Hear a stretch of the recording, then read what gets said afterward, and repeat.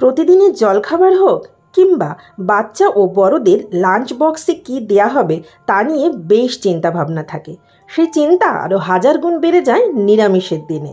সম্পূর্ণ নিরামিষ পদ্ধতিতে যদি এমন কিছু তৈরি করে নেওয়া যায় যা ছোট থেকে বড় সকলেই খেতে ভীষণ পছন্দ করবে, তাহলে কেমন হয়? নমস্কার বন্ধুরা, আমি মৌমিতা। আপনারা দেখছেন মৌমিতার রান্নাবাটি। আজকে আমি আপনাদের সাথে সম্পূর্ণ নিরামিষ পদ্ধতিতে চিড়ের পোলাওয়ের রেসিপি শেয়ার করব। চিড়ের পোলাওয়ের ক্ষেত্রে অনেকেরই একটা অভিযোগ থাকে যে চিড়ের পোলাও দলা পাকিয়ে যায়। আপনারা যদি আমার এই রেসিপিটি স্টেপ বাই স্টেপ ফলো করেন তাহলে আপনাদের তৈরি চিড়ের পোলাও হবে একদম ঝরঝরে। তাই রেসিপিটি প্রথম থেকে শেষ পর্যন্ত দেখার অনুরোধ রইল। আর হ্যাঁ, ভিডিওটি ভালো লাগলে অবশ্যই একটা লাইক দিয়ে চ্যানেলটি সাবস্ক্রাইব করে আমার পাশে থাকারও অনুরোধ রইল। তাহলে চলুন শুরু করি। চিড়ের পোলাও তৈরি করার জন্য এখানে আমি 250 গ্রাম চিড়ে নিয়েছি। প্রথমেই চিড়ে ভালো করে ধুয়ে পরিষ্কার করে নেব। চিড়ে বেশ কয়েকবার জল দিয়ে ভালোভাবে ধুয়ে জলটা ঝরিয়ে নেব। গ্যাসে আমি একটা কড়াই বসিয়ে দিয়েছি আর এখানে দিয়ে দিচ্ছি 2 টেবিল চামচ সাদা তেল। তেল গরম হয়ে এসেছে। এবার এখানে দিয়ে দিচ্ছি বেশ কিছুটা কাঁচা বাদাম।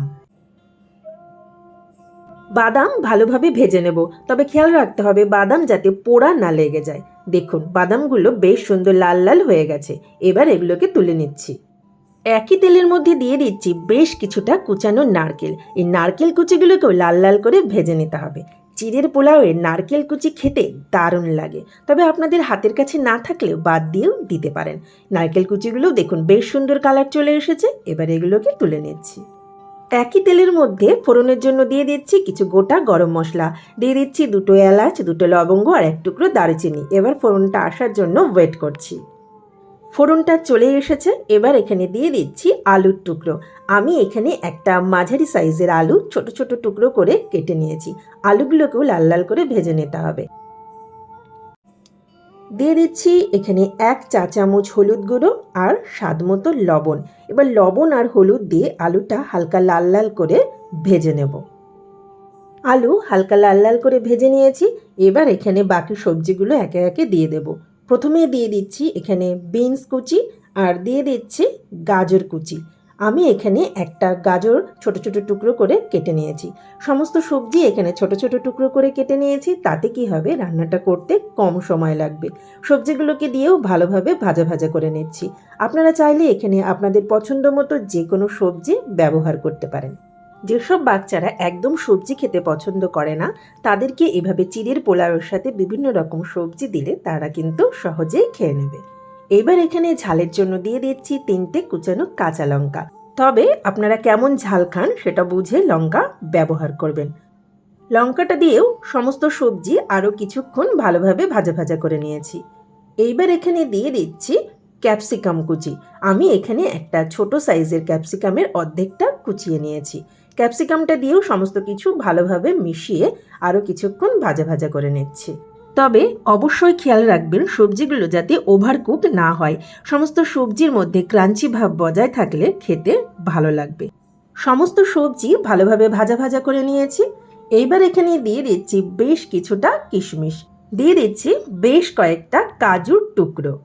একই সাথে দিয়ে দিচ্ছি আগে থেকে ভেজে রাখা নারকেল কুচি আর চীনাবাদাম।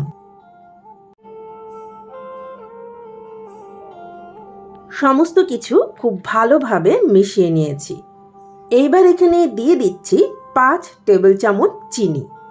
তবে আপনারা আপনাদের টেস্ট অনুযায়ী চিনির পরিমাণটা কম বেশি করে নিতে পারেন। আমি এখানে যে পরিমাণ চিড়ের পোলাও তৈরি করব তার জন্য এই চিনিটা একদম পারফেক্ট।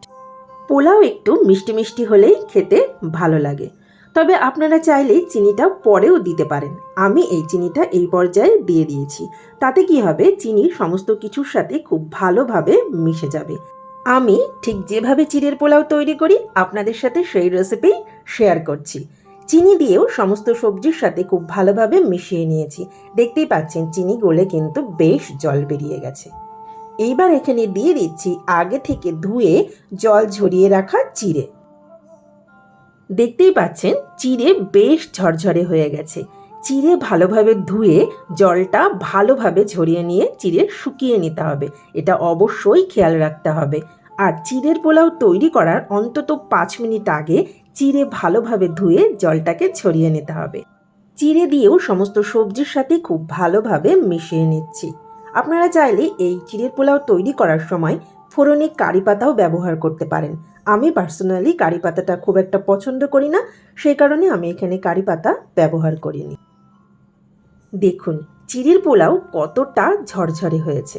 তাহলে দেখলেন বন্ধুরা, কত সহজেই সামান্য কয়েকটি ঘরোয়া উপকরণ দিয়ে আমরা দারুণ স্বাদের একটি ব্রেকফাস্ট রেসিপি বানিয়ে নিতে পারি। চিড়ের পোলাও প্রায় হয়ে এসেছে। এইবার এখানে দিয়ে দিচ্ছি 2 টেবিল চামচ ঘি। আপনারা চাইলে এই ঘিয়ের পরিমাণটা কম বেশি করে নিতে পারেন, তবে ঘিটা দেবেন, ঘি দিলে খেতে বেশি ভালো লাগবে। এইবার এখানে আমি দিয়ে দিচ্ছি 1/2 চা চামচ গরম মশলার গুঁড়ো। এবার গ্যাসের ফ্লেমটা বন্ধ করে দিয়ে সমস্ত কিছু খুব ভালোভাবে মিশিয়ে নিচ্ছি। নিরামিষ চিড়ের পোলাও তৈরি হয়ে গেছে। এবার এটাকে নামিয়ে নেব।